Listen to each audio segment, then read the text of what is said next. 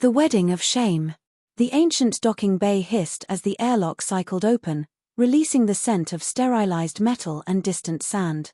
A hover chair glided forward from the shuttle, smooth and silent, bearing the woman who had once been third in line to the Zytherian throne. Princess Lyra sat straight-backed, her lavender skin glowing faintly under the colony's pale twin suns. Her silver eyes surveyed the ramshackle platform of Terra Nova Delta with the cool detachment of a queen inspecting a prison. Her escort had left the moment the ramp touched ground, orders from the council. No guards, no aid. She was cargo now, sealed in a contract signed by distant hands. At the far end of the platform, a man waited alone. He wore no formal robes. Just dark utility fabric, a weather-worn jacket, boots dusted with soil.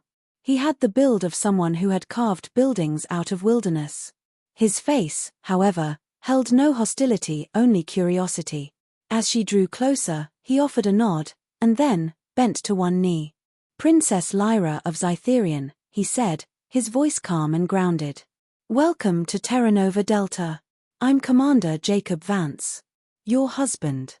Apparently. Her brows lifted. No royal titles. No protocol. He stood and extended a hand. She didn't take it. "I assume the contract was delivered," she asked evenly. "It was," he replied. "They made sure I understood the terms. You're to live here. I'm to offer you my home and dignity." She scanned the platform. No welcome party. No ceremony. Not even a chair to transfer into, had she needed one. "So," she said, with icy poise, "this is what a galactic alliance looks like now." Jacob didn't flinch. "I didn't ask for this either. But I built this colony to be free from politics. I'll give you space, princess. Whatever else happens, you won't be treated like a burden here." A subtle twitch crossed her lip, barely visible, but there. She nodded once. "Take me to the quarters," she said, turning her chair toward the habitat dome. The interior was Spartan. Functional. Earth-built walls with alien alloy reinforcements. Dust trailed in through the entry grates. Her room was small but clean. A soft bed, medical access panel, handcrafted dresser. A window overlooked the terraformed plains stretching far beyond the dome. "I'll leave you to settle," Jacob said. "There's a dining unit through the corridor. Or I can bring something." "I don't require assistance," she said. "Thank you." He gave her a small, respectful nod and left without another word. Once alone, Lyra removed her gloves.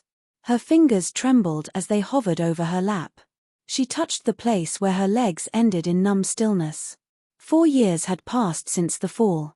Sabotage, they'd said. A tragic accident. And yet, they hadn't investigated. Hadn't punished anyone. They'd just moved on. She hadn't. Jacob spent the afternoon in the garden quadrant, buried in soil. His fingers were caked with dust, wrapping roots of imported earth lettuce. He kept stealing glances at the dome where she now lived. A princess. In a colony of broken shelters and recycled water. When he returned to the main cabin, he noticed something new. The access ramp outside her room had been altered, lowered, widened, reinforced. Not by a builder drone. By hand. She had modified it herself. Interesting. At dinner, he left a plate at her door and walked away without knocking. It vanished 10 minutes later. The next night, she emerged. Her white tunic contrasted against her skin, hair tied with intricate silver threads. She rolled into the main chamber like royalty, though her face betrayed nothing. "I have reviewed the colony's layout," she said as he served stew. "Your botanic systems are outdated. You waste water through unshielded venting." Jacob sat across from her, chewing slowly. "We make do. You shouldn't have to." He blinked. "You want to help?" She took a small bite. "I despise inefficiency. If I am to be trapped here, I might as well contribute."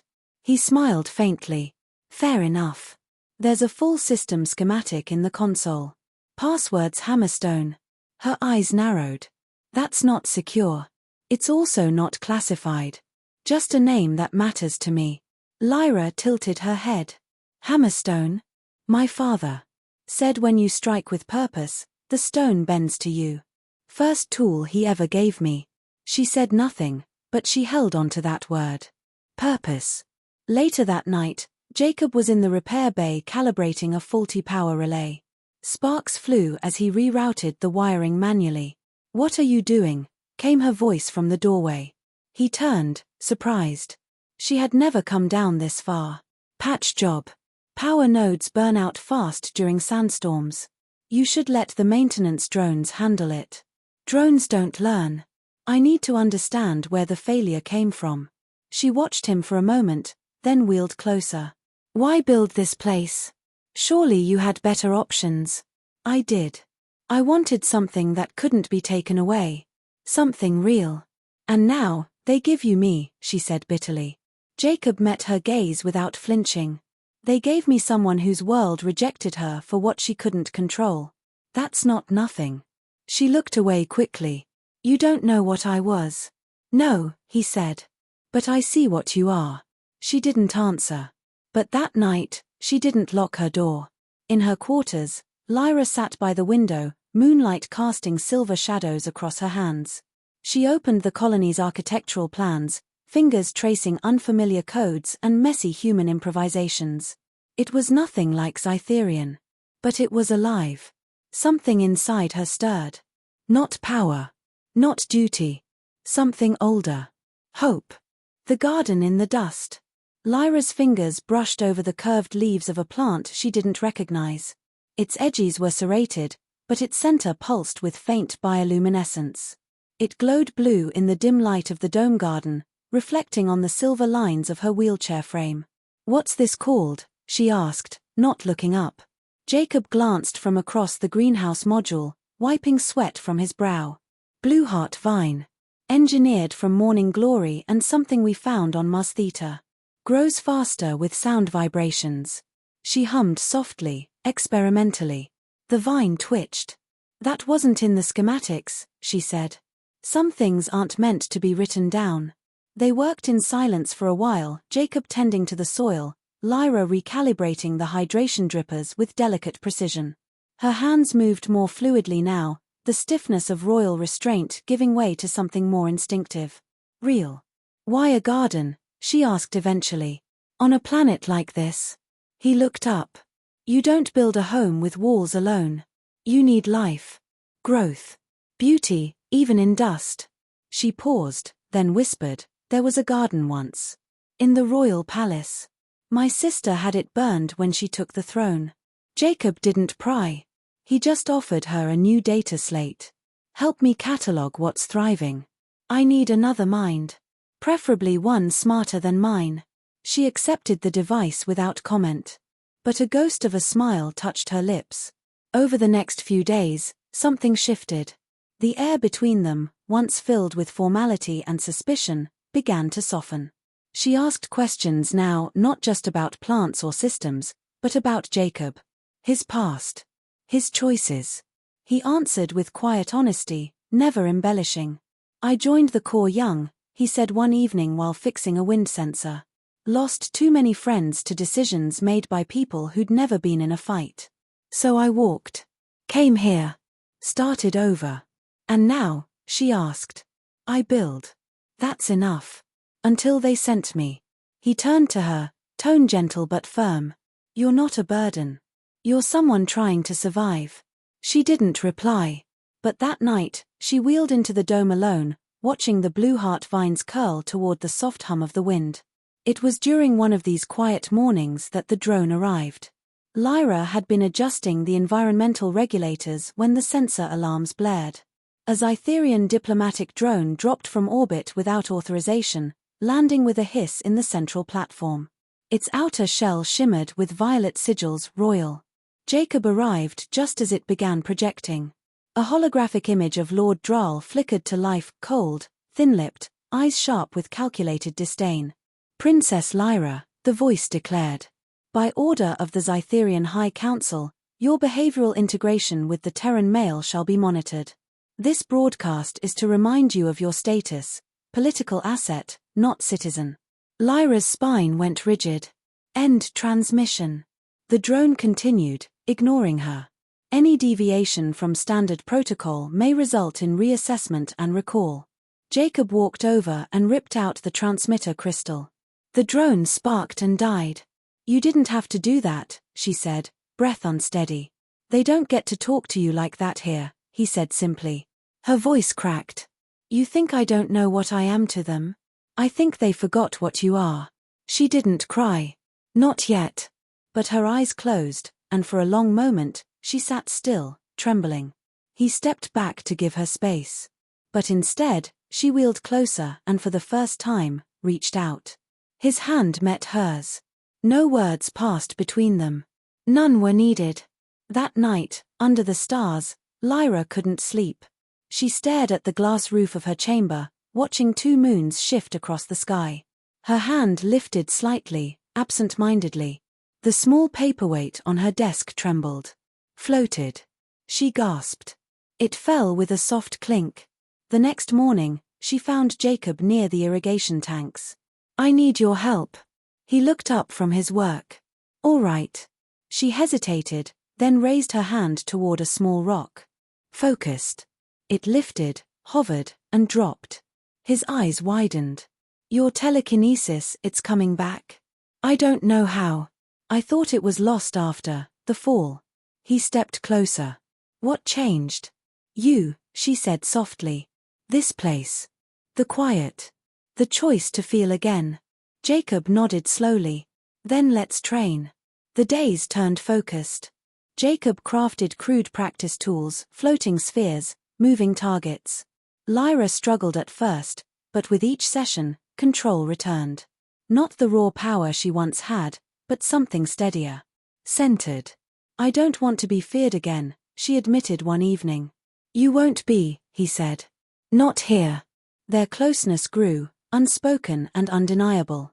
During one training session, as she levitated a heavy plank with sweat on her brow, Jacob reached to stabilize it. Their hands touched, and the plank dropped with a loud thud. They both laughed. Then fell silent. He moved closer. She leaned in. But stopped, lips inches away. I'm not ready, she whispered. He nodded. Then I'll wait. However long it takes. Late that night, a new message came through the comm tower. Jacob read it twice, then again. Lord Draal was coming. Personally. The message was brief. Cold. Inspection. 3 days. He didn't tell her yet. Instead, he returned to the garden and watched the blue heart vines bloom under the artificial night. Something was coming. But so was something else. Something stronger than fear. Fire beneath the ice. The inspection ship sliced through Terra Nova's dawn like a blade. Sleek, polished, and black as obsidian, it hovered just above the colony before anchoring itself with gravity clamps. No diplomatic colors. No courtesy signal. Just presence, arrogant, deliberate, suffocating. Lyra sat by the window, watching it descend. Her fingers tightened around the armrest of her chair. They sent him, she whispered. Jacob stood beside her. Draal. She nodded. He won't take me back alive. You won't go back at all, Jacob said quietly. By midday, the colony square had been sterilized. Draal's security detail moved like shadows, silent, silver-armored, faceless behind mirrored visors. They didn't acknowledge the colonists. They didn't need to. Their presence alone was a statement. Draal arrived with the ceremony of a conqueror, robes embroidered with ancestral glyphs, hovering inches above the ground, not by tech but by sheer arrogance. He walked into Jacob's command hall without knocking. Lyra was already inside, seated upright in her grave chair, dressed not in royal garb but a plain white tunic and reinforced gloves, her hair tied back with a copper clip Jacob had made from scrap. The room fell silent. Princess, Draal said, voice like cold glass. Or should I say, colonist. She met his gaze. You're not welcome here. I don't require permission. He turned his gaze to Jacob. Commander. Or is it farmer now? Jacob stepped forward. You've got 1 hour. Say what you came to say, then leave. Draal smiled without warmth. This is an evaluation. Of genetic integration, psychological fitness, loyalty to the crown. I no longer recognize your crown, Lyra said. That isn't your choice, he said sharply. You belong to the bloodline. No, Jacob said. She belongs to herself. Dral turned, slowly. You forget your place, human. No, Jacob said. I built my place. You're standing in it. Dral's expression darkened. He pulled a vial from his sleeve, clear liquid, glistening with faint static. Poison, Lyra said flatly. An immunity test, he countered. You will drink it, as protocol demands. Jacob moved, but Lyra raised a hand. She stared at the vial. Focused. The liquid began to tremble, then lift, swirl, and burst into a glittering mist that evaporated in midair. Dral took a slow step back. That wasn't in your report, he muttered. My gifts returned, she said. Because no one here made me ashamed of them. That night, Jacob stood outside the dome, scanning the dark horizon. The wind was heavier. A storm building. Lyra joined him silently. He'll try again, she said. I know. I don't want you hurt because of me. He turned. I'm not afraid of him. She hesitated. I wasn't ready. Before. He looked at her, confused. I'm ready now, she said. If you are. And then she kissed him. Not as a princess. Not as a broken exile. As Lyra. And Jacob kissed her back with every part of him that had waited in silence. The next morning, Dral didn't come with words. He came with force. An explosion rocked the southern power grid. Emergency lights snapped on. The shields faltered. One of the habitat domes cracked. Jacob barked orders through the comms. Section 3, seal and evacuate. Shields to backup mode. Lyra was already in motion, chair gliding down corridors as if on rails. She reached the control hub just as Jacob rerouted the power manually. You'll overload the core, she warned. We don't have a choice. She closed her eyes. Lifted both hands. The auxiliary reactor controls floated into the air, dials spinning, circuits aligning. Her eyes blazed silver as she stabilized the system through sheer will. It held. The lights returned. The dome held.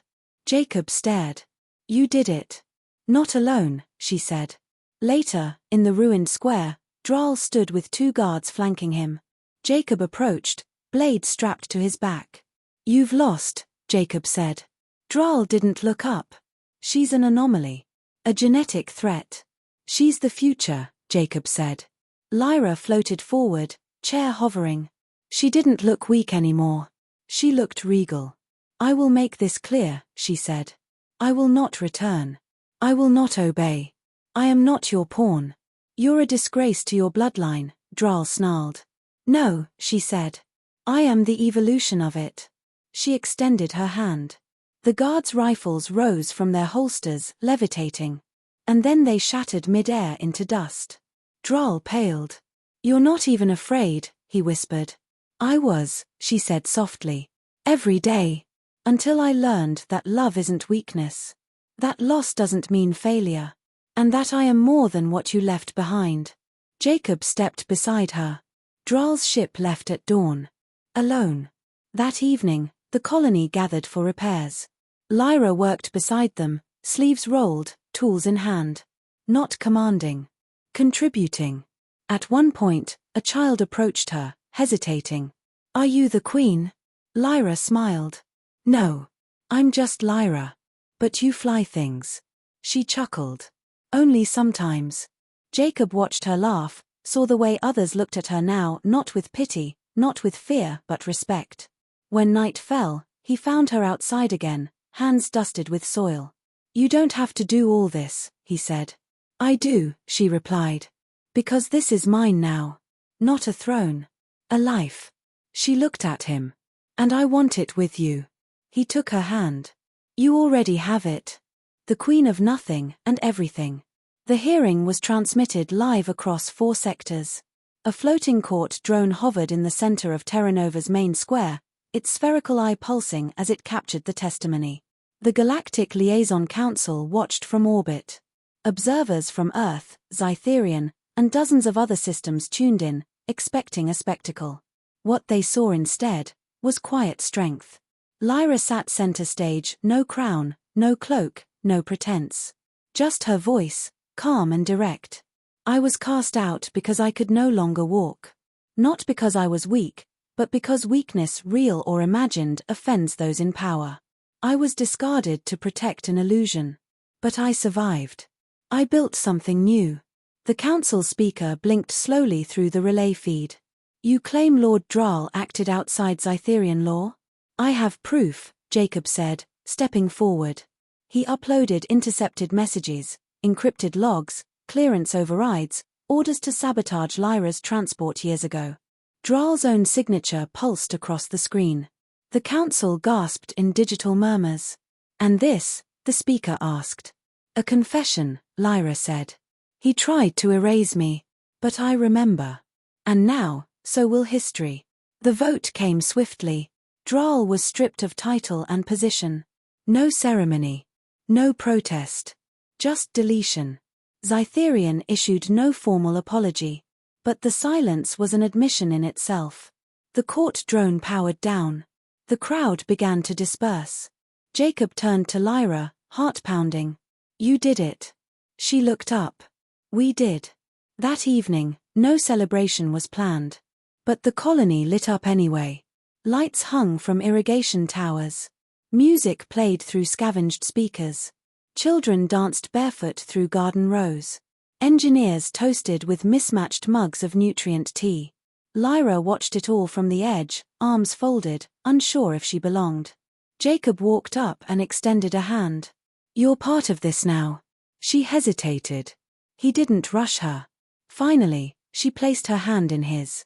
He helped her to the center. People stepped aside. Not to pity, but to honor. And there, under the colony's twin moons, Jacob knelt before her, not with obligation, but with love. I built this place with my hands, he said. But with you, it finally feels alive. Not as a soldier. Not as a commander. As your equal. If you'll have me. She didn't speak. She simply leaned forward and kissed him, slow, sure, unafraid. The crowd erupted into cheers. Weeks passed. The colony thrived. Lyra integrated her telekinetic skills into construction, medicine, and teaching. She didn't hide her chair. She enhanced it, converted it into a hovering throne of function and grace. Not royal. Personal. People stopped calling her princess. They called her Lyra. And for the first time, the name felt full. Whole. One morning, a representative from Scytherian arrived. Not in force. Alone. A pale-skinned diplomat with trembling hands and practiced politeness. We come with terms, he said. Offers. Reparations. Lyra listened. No, she replied. He blinked. We expected negotiations. I'm not interested in going back. I don't want their money. Or their seat. I have a life now. But, the bloodline. She raised a hand. No more thrones. No more chains disguised as legacy. Tell them I am not their shame. I am their consequence. He left in silence. In time, the Colony Council offered her something else. A seat on the board. Jacob was skeptical. You sure you want politics again? She smiled. This isn't politics. This is people. She accepted. But made one condition. No titles. No robes. I serve, or I leave. They agreed. Later, in the rebuilt garden, Jacob sat with her beneath the vines she had revived. Do you regret it? He asked. Which part? Leaving it all behind. She thought for a moment. No. They tried to bury me. But they forgot I was a seed. He chuckled. That's poetic. Don't get used to it. They sat in quiet for a while. The wind carried the scent of soil and new growth. Lyra leaned her head against his shoulder. I don't want to be remembered as the girl who fell, she murmured. I want to be remembered as the woman who got back up. You already are, he said. 1 year later, a child was born. Not of bloodline, but of bond. A girl, dark-eyed, wild-haired, stubborn from the start. They named her Ellen. Scytherian sent a message of recognition. Lyra deleted it. In the far corner of the colony, a statue was erected. Not of a queen. Of a chair. Hovering. Empty. Above it, a plaque. Here sat the woman who refused to be erased.